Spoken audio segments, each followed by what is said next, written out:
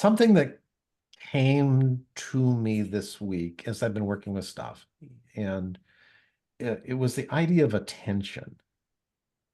And I thought I'd bring this to play today. And as I was doing that, well, where do we go with that? And Facebook has got a wonderful way of bringing things up in front of you. And the Harry Potter wizard thing came up with, the wizard does not choose the wand chooses the wizard. And I thought, oh, bang, there it is. And so I thought, okay, how does that make sense? And I think the biggest struggle that we all have at times is finding our audience out there in the world, whether it's online or offline, or when we find them, bringing them in to where they're actually a paying client. Is that fair to say? Is that would it be helpful to kind of dissect that a bit for you guys and from this attention? And I've just was mentioning here too, we all go through slumps, right? And when you come out of them, sometimes you can go backwards, like, how did I get out of that? Right. And sometimes when you're in it, you have no way.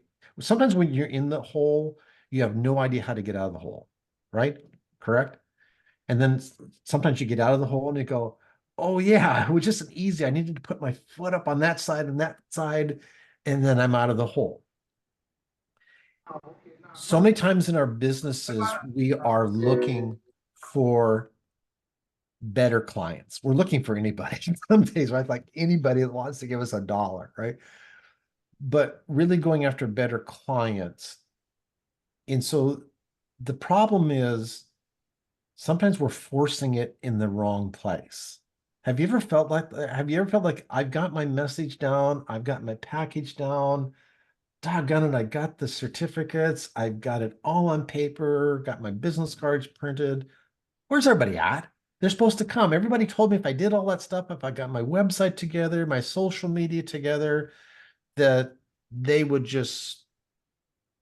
Anybody been told that or thought that? Okay. Why isn't it working?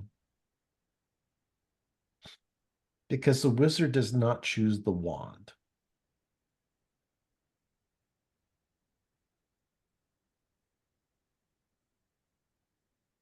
The wand chooses the wizard. So when I say that, as I'm throwing that out there, because I have some ideas and I have some things that I know work. When I say that, how is that hitting for you guys? Is that you're kind of like reflecting on that? Is that making sense? Can I give you an example? Maybe you can help me understand. I went to a health summit for perimenopause and menopause ladies this Sunday in my community. And there was 150 or 200 ladies, a lot of ladies, separated into two rooms.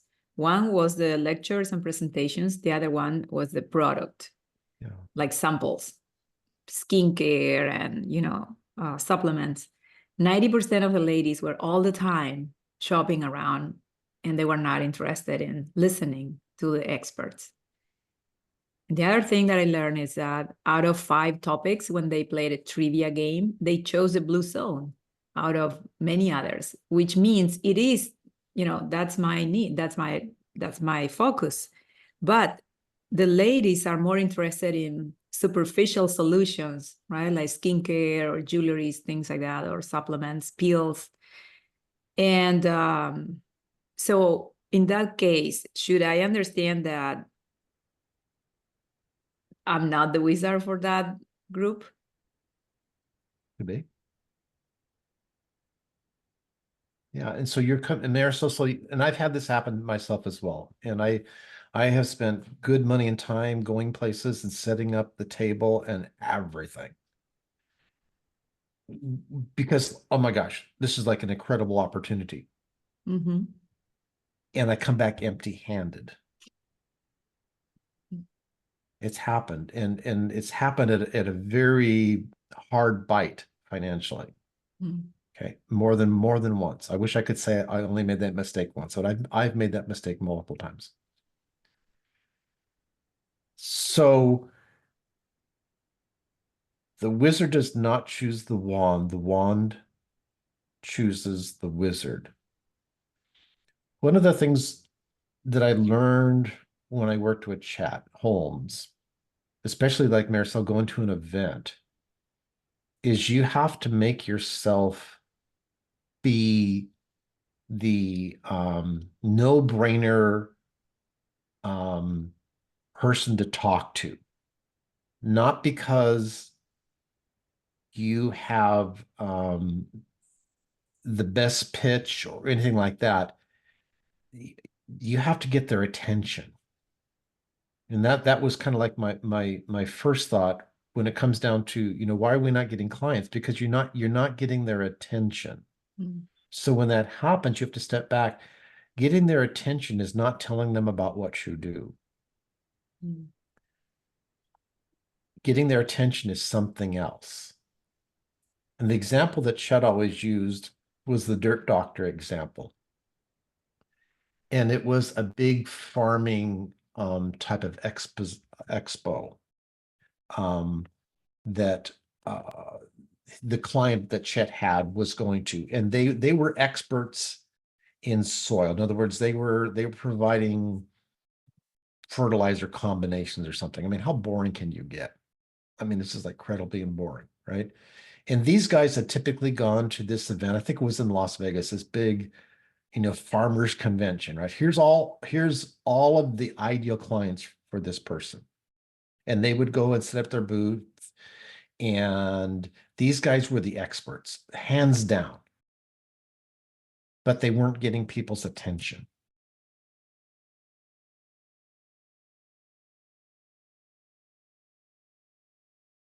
Do you know what they did? You ready? Well, number one, he had them hire some really good looking ladies to stand at the booth. Number one, I mean, really good looking ladies. You know what I'm talking about, right? Okay. This is an expo that's probably 99% attended by men.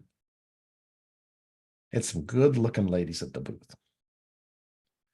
Number two, they dressed up as doctors and nurses.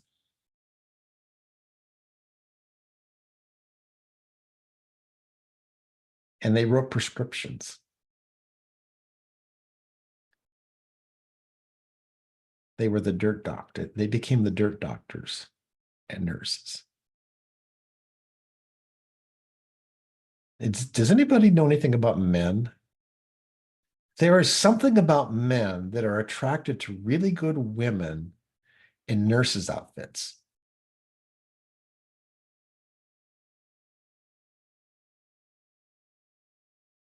Harley, you want a date? You should just put on a nurse's outfit and catch the local rally in the town. I mean, it's like really, it's like Marisol. Does that make sense? I'm kind of, and they really did that. So I mean, when Chet told the story, we were kind of like going, "Oh, right," in a room full Yeah. of John Deere tractors and all kinds of technical stuff, right, and all that kind of stuff. And then there's this booth with good-looking ladies dressed up as nurses and the sales guys dressed up with the doctor's robe. They had a stethoscope and everything. Do you think they got people's attention? Yeah. Oh my gosh. Mm. The wizard does not choose the wand. The wand chooses the wizard. I've gone down to the Consumer Electronics Show in Vegas before. And that's huge. If you're not aware, it is probably the biggest thing that ever happens anywhere.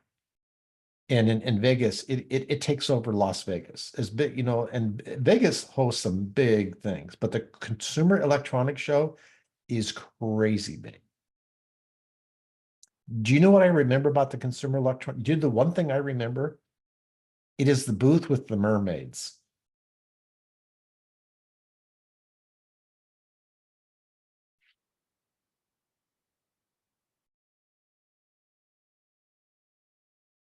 I don't even remember what they were selling, but I remember the booth with the mermaids. That makes it, it's like, it's attention.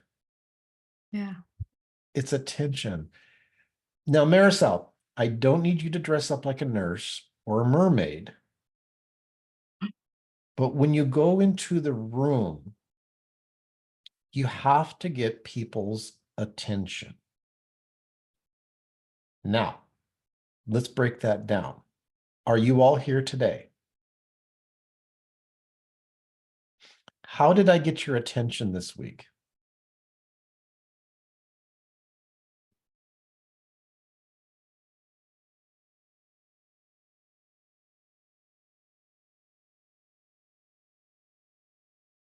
Got the Zoom invite. What else? You had that grill with the chicken sounds on there. No, that was my personal page. What else? Oh, okay. Yes, You yes. got my attention. Did you see the picture with the big Tesla truck? Did you see the picture of the Tesla truck? I didn't see it. Did that get your attention? Right? Was that big black space age looking thing? Yeah. Okay, yeah, I wondered what that was. Yeah, I did stop and look at that for a little bit. Because of that, right? Yeah, it was very unusual. It was very distinct and unusual. I was like, it looks like he's talking about the restaurant, but there's this big kind of Mars vehicle sitting there right in front. So I was kind of curious what that was about. Yeah. I got your attention.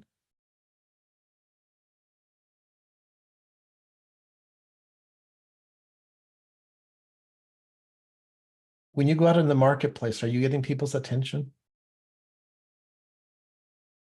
Or are you boring them?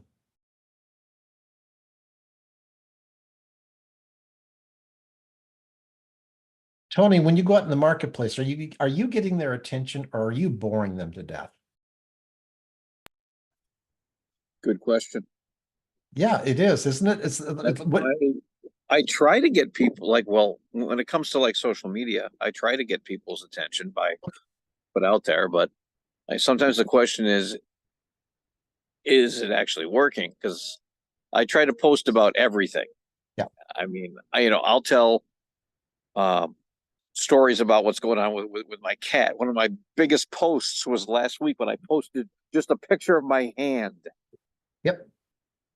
So yeah, bingo, Tony, correct. And I track with you, right?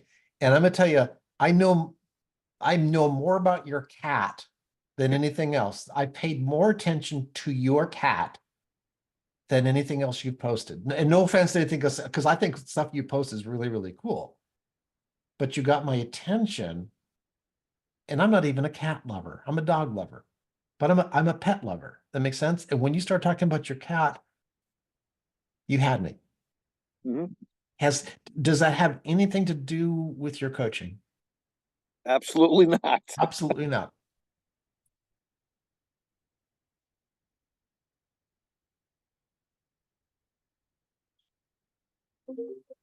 Hmm. It's interesting how those just sometimes the posts that we don't think are going to resonate will get more likes, more comments. Mhm. So I just brought a new client on right before this call and had an hour-long call. That's a lot. It's rare for me to schedule an hour-long call. I'm glad I did. Do you know what we did for 45 minutes?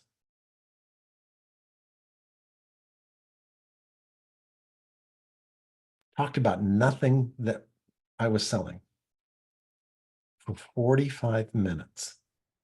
And I'm running out of time because I've got the next meeting scheduled, right? Hard stop. 45 minutes in. How you long talked did I about something that was interesting to them, yeah, right? I'm guessing. had their attention? Yeah. That with Tony, with something had nothing to do with where we were going. Nothing. I mean, zero. Nothing to do with where we were going.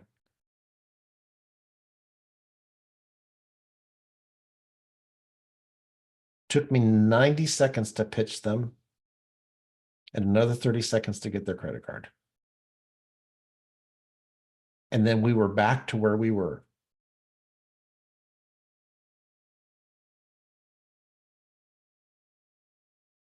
Paying attention, did you? 45 minutes of attention.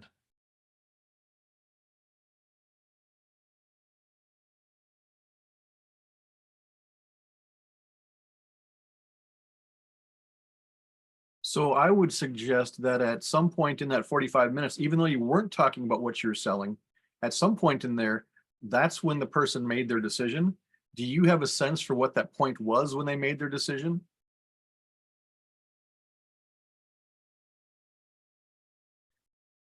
It was probably in the first 90 seconds.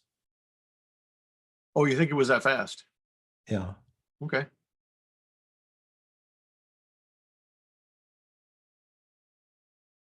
And I just cemented it further and further and further. I wonder if it sometimes people in their not wanting to be sold and then having a conversation with you and realizing I'm not being sold. We're having a conversation. And it just evolves and it's whatever, it's satisfying and all that sort of stuff. And they're actually really relieved because they don't want to be talking about the subject at all, frankly. And like Tom just said, within the first period of time, they realized, oh, this guy gets me. I'd love to work with him. Da da da da da da. And then as each minute went on where you weren't selling, that just made it even more clear. Yeah. Mhm. Wow, that takes some real guts. I don't know if I have the courage to do that yet.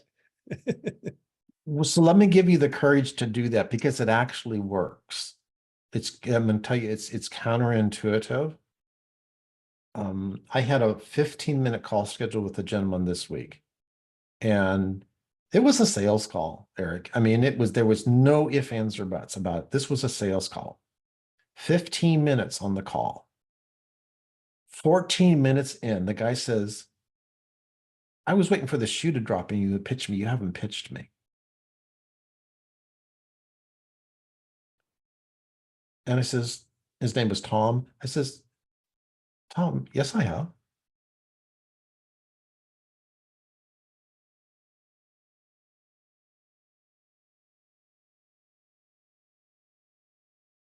So you know what I did in the final minute of that 15 minutes? I sold him on the next 15 minutes.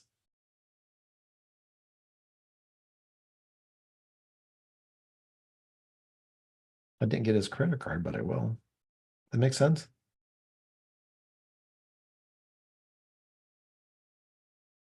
The wizard does not choose the wand. The wand chooses the wizard. So Marisol, like it, when you go to that event, because I've been there and I actually have one coming up, not too far off in the future. You have to come into there with the right energy. And you don't want to come in there with the energy that I need to make a sale, I need to make connection like that, right? You want to come into the room with the energy of, I'm here to meet some really nice people. I'm in this room to really engage, and they might be a good fit for my business, or they might not be. But if I meet nice people, they will lead me to the right people. I have a call later today with a gal that lives up by Carly, and I was really nice to her sister, really crazy nice. And I was so crazy nice to our sister, I had Carly go take her out for coffee. Okay. Right. I mean, it's just like Marisol. I mean, it's like I'm going over, but it's like where I'm thinking, I'm looking at like Carly's like 5 blocks away. I says, Carly, can you go over and meet this lady? Does it make sense? And now I'm talking with her sister later today. That makes sense? It's just everything you can do to make the connection, because your best client might be one person over. Most of my best clients are one people over. Connected with Zane a couple weeks ago, He's the CEO of a $300 million company. I didn't blunt force engage with him, right? I got to be really good and close and value giving to one of his friends from school from years ago. And he walked me in the door.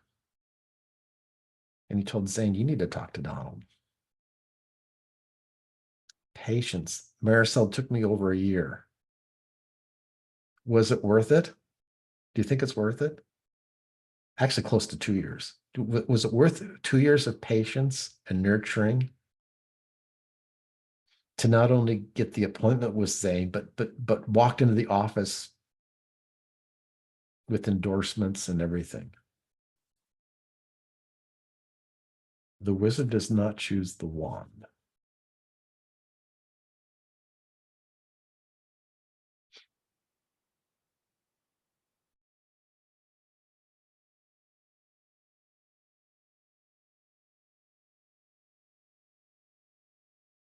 I've got Tom going out into the woods now and standing there waiting for the wand to come. And it's kind of exciting, isn't it, Tom? I mean, you're ready because now you're accepting the fact that the wand is going to choose you, aren't you?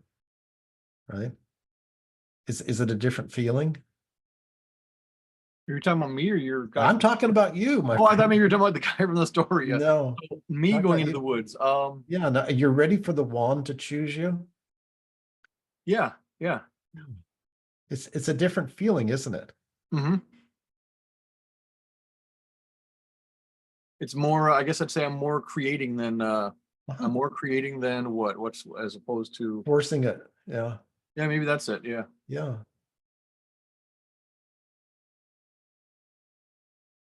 This is maybe way out of left field, but Hey, this is what this call's about. well, I know you put it's- Tom out in the field, so I'm going on the left field here.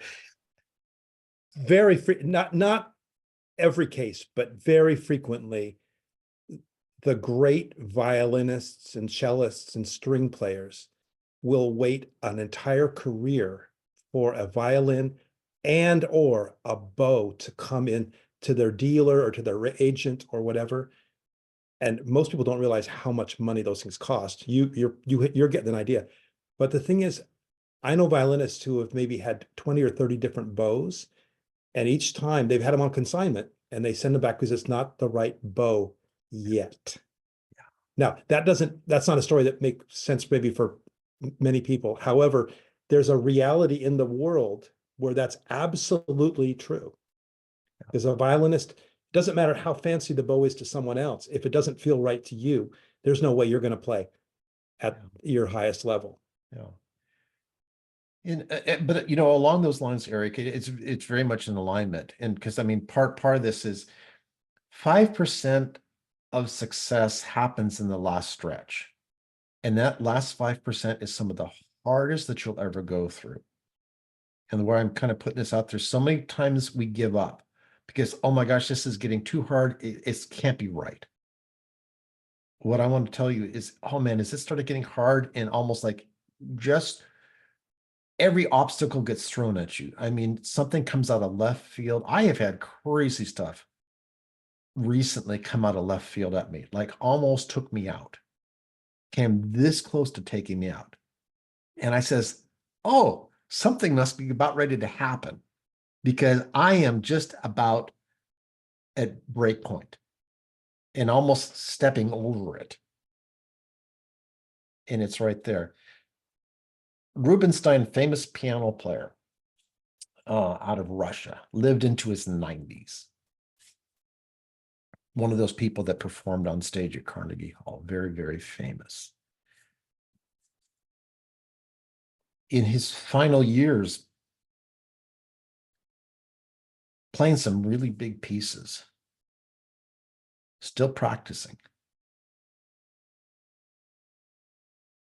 One of his final concerts was the same, or he was playing the same pieces that he had debuted at Carnegie Hall in his 20s. In other words, the same thing, Eric. He worked his entire career, but think, what was he? Oh man, wow. No, he just practiced longer and harder than anybody else. How do you get to Carnegie Hall? I've taken groups to Carnegie Hall. I'm going to tell you, it ain't easy. And there's a certain level that's expected when you walk in that door. And you only get that level. Well, we were scheduled for a fourth time, I think, when the pandemic, and they actually closed Carnegie on us. We were going to be in Carnegie Hall the week it closed before the pandemic. But when you walk in their door, there's an expectation, right? You have done does that make sense? Right. And so you have to ask yourself, are you doing that? You've got to go more than anybody else. You've got to push through when it gets hard. You got to push through. When it seems like nothing's working, you got to do it again. You have to do it again. Right. And it's that one more thing that you're needing to get there. Break it down and look at it one more way. My son just had his symphony. He's in the Tacoma Youth Symphony, and he's in the top level there. And the conductor is retiring this year. Dr. Cobb retired this year after almost 30 years. Wow. Right. And they did this double, a concerto is, for you guys that don't know, like concerto is like a soloist plays with the symphony. That's a big thing, right? Playing concertos. They did a double concerto, Brahms' big double concerto with cello and violin. It was incredible. And the gentleman that played the cello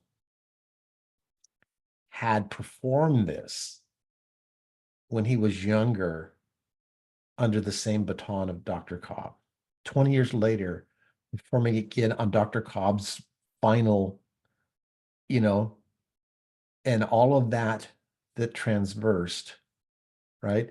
And he told the story when he was younger and performed that with Dr. Cobb the first time. And big cello, right? And it's crazy piece of music. I mean, it's just like, it makes a Bohemian Rhapsody look like nothing. I mean, if you got no offense to popular music, but I mean, come on. When you get in this music stuff, this is like real music, okay? And this playing the cello, right? And it gets really aggressive and fast, right? And he caught his bow. He went back too far and caught it, and his bow went flying out. Okay. He was probably about 19 years old the first time he performed this, right? And he tells him the story. And you know what you do in that case? He looks over, and the gal that's playing, the concert master, she hands him her bow, which is not ideal, and he continues, right? Because you don't stop just because you lost your bow.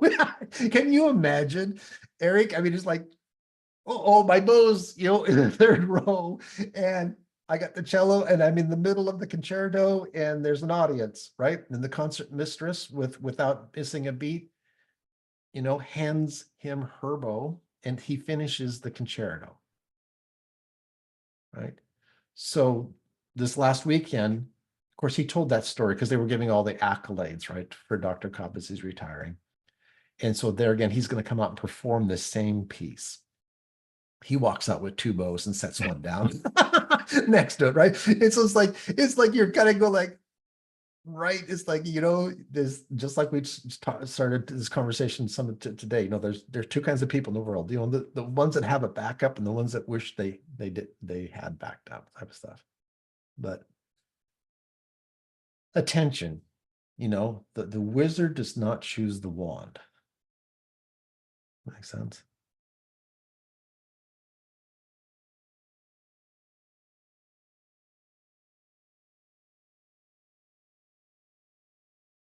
Richard, don't go to sleep on us. Come on, this is interesting stuff. Oh, my brain's churning back here, Donald. You will not be shocked at all if I have a book to recommend. Ah, There's Richard a and I got to spend some time together last week, and I blocked off an hour to have lunch with Richard.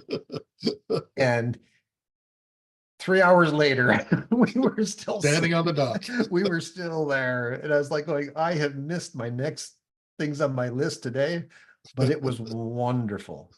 But he had my attention.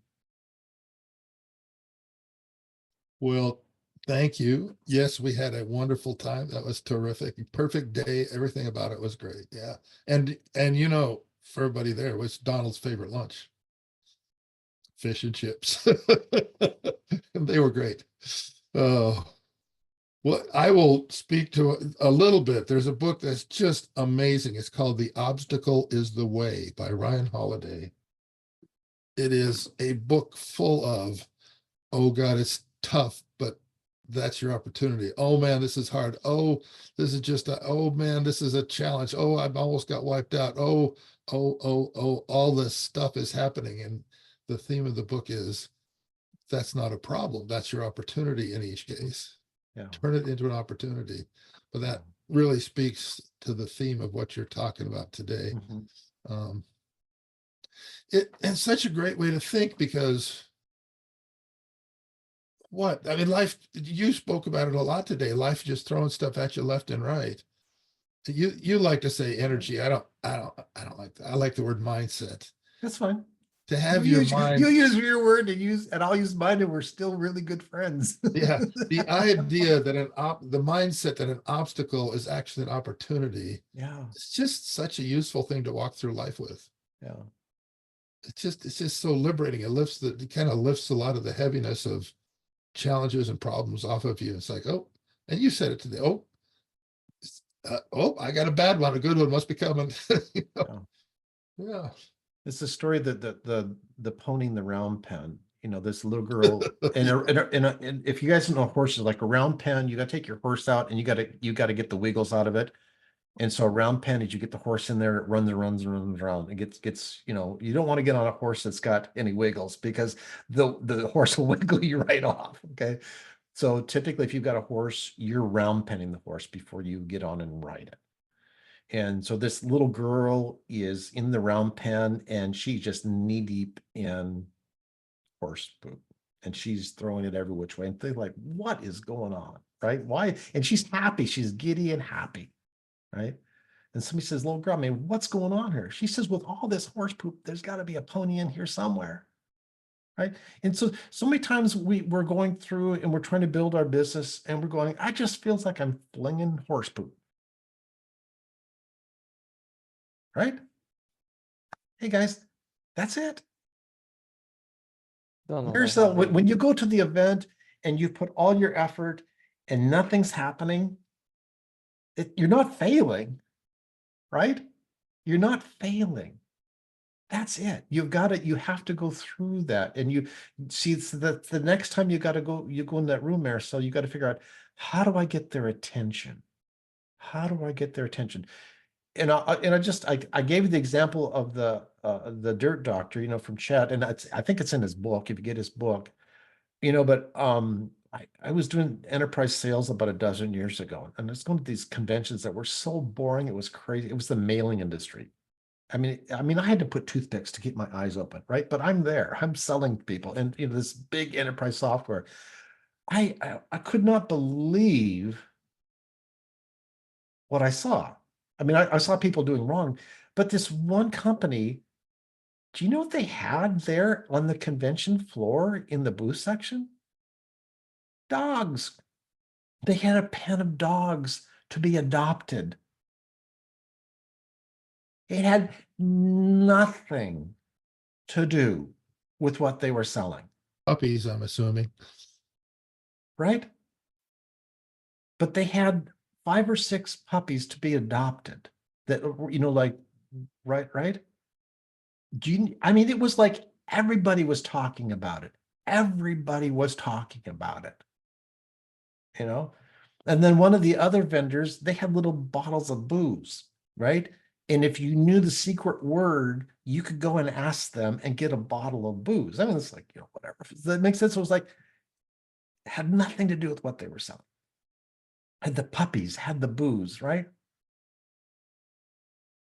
Something different, right? They spent a bunch of money on, both of those people spent a lot of money on logistics to get that done. It was right there. They had people's attention. Morris, you're being too polite. Nurses, puppies, and booze. Got it. I Yeah. have my next No, marketing good campaign. looking. It wasn't nurses. It was just good looking Good ladies. The rest is model nurses. model Right? nurses, yeah.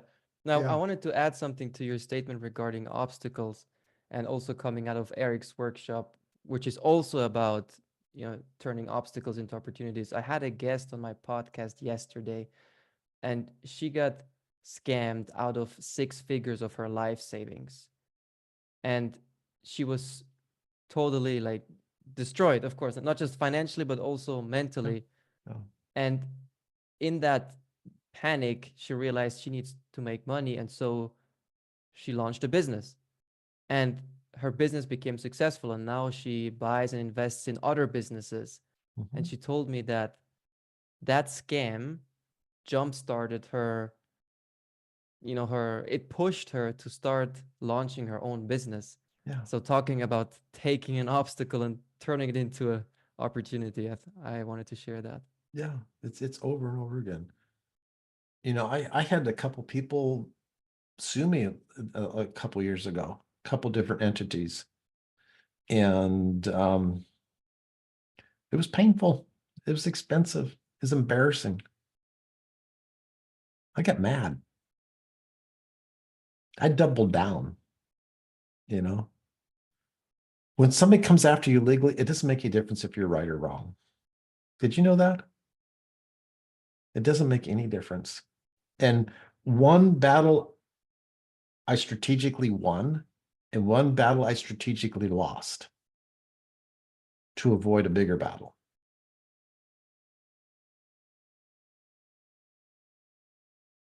And like if you search me by name, you're going to find one of them. The one that I won, you'll find. And it annoys me because you can't tell that I won it, but it sits there. Okay. Don't click on it, please, because it just pushes it up the search engine.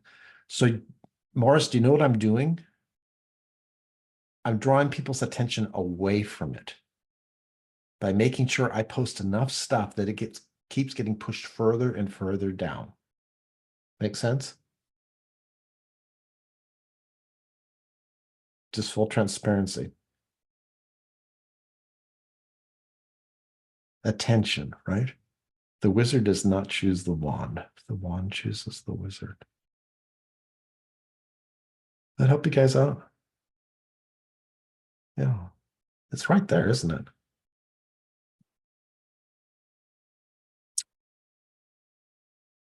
Questions, comments? Marisol, does that help you out? Yes, I'm brainstorming what can I bring next time that is, Yeah. will, And before you do it next time, get a hold of me and let's sit down and brainstorm together because I've done a lot of that stuff. Okay. And or find somebody else that can help you think outside the box. Been there, done, and stuff that's very, very inexpensive to do, all kinds of stuff. Yeah. And sometimes it's not what you think it is. Yeah. Big Thank you. time. Yeah. Attention. We start planning for, and I'm getting, I getting a little bit smarter as I get older. When I'm doing events like that, we plan way ahead. Okay, we plan so we maximize every corner of it. I mean, it's like there's so much psychology in doing events. It's crazy. But you see, 99 and 9/10% of the people do them wrong. So when you go in actually strategically, it's really easy to win. Most people go to an event, typically set up their table and put everything down and we've all been there. Carly, you've done some of that. It's like, okay, right? It's like, right. See, it's going into that event strategic. What do I really want to have happen? Right. And how do I get their attention? Right. It's going to be the white nurse's outfit, Carly, right? You see, but it depends. I do have a lab coat Yeah. and glasses. What is it? What is it? Oh, it's just whatever it is. I got Eric laughing today. My goal today was to get Eric laughing. When Eric's laughing, life is good, right? That's really, really good. I'm looking forward to watching Carly's next live video with the lab coat and the glasses. Yeah. So a guy wearing scrubs doesn't do the same thing, does it? No. No. You gotta- Firefighter outfit. There we go. A firefighter. Nope, a nice tailored suit. Oh, there you go. Yeah. And so Tracy, yeah, and it's, you really got to take a look at, you know, who are you trying to attract, right? And, you know, when you go into an event, even online here, I mean, it's just like, who are you trying to attract? So you got to think about that. You know, you see me, you know, as far as attention goes, I get it's, so here you go. You want how you get people's attention? Comment on their posts.